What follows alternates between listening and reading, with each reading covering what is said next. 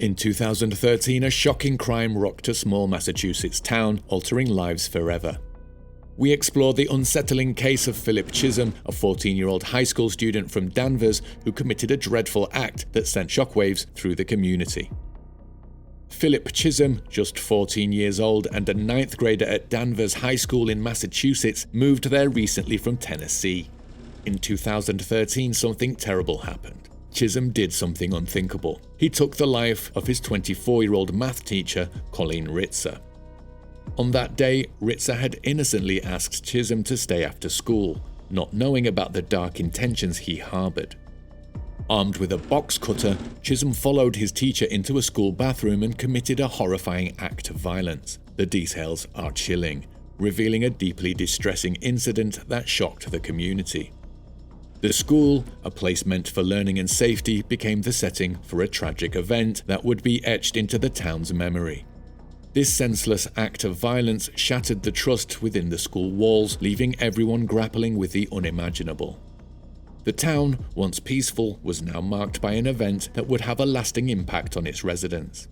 With a disturbing level of planning, Philip Chisum carefully prepared for a terrible attack. Before going to school, he brought bags filled with scary tools like a box cutter, a mask, gloves, and extra clothes.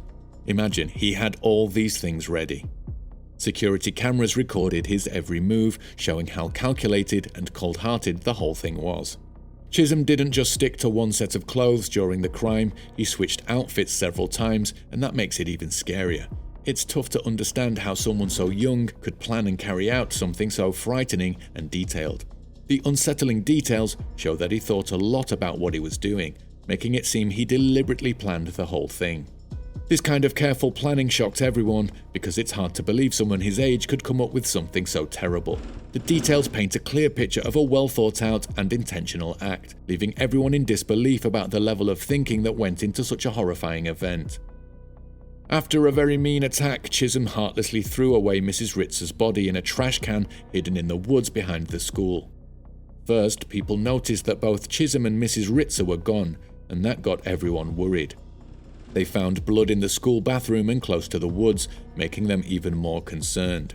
The police put in a lot of effort and they eventually located Chisum. They went through his belongings and found Mrs. Ritzer's credit card and driver's license. Chisum then admitted to doing something really wrong. Because of this admission, the police found Mrs. Ritzer's body, but it was only partly covered in the ground, not fully hidden. It's a sad situation because Mrs. Ritzer lost her life, and now the police are working hard to make sure Chisum faces the consequences for what he did. They're determined to figure out exactly what happened, unraveling the mystery surrounding this unfortunate event.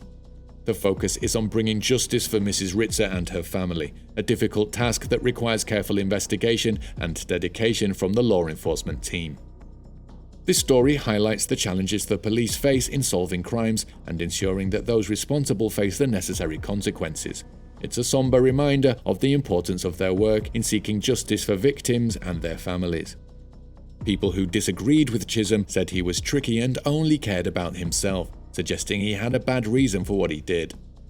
To sum it up, what Philip Chisum did to his teacher, Colleen Ritzer, was really bad and it hurt the community a lot. The whole thing was carefully planned and left lasting pain. Chisum got 40 years in prison, but we don't know what's happening with him now. The community and the people involved must still be dealing with the aftermath. We're curious about your thoughts on this and what other stories you'd like us to talk about. Share your ideas in the comments and let us know what you want to see next.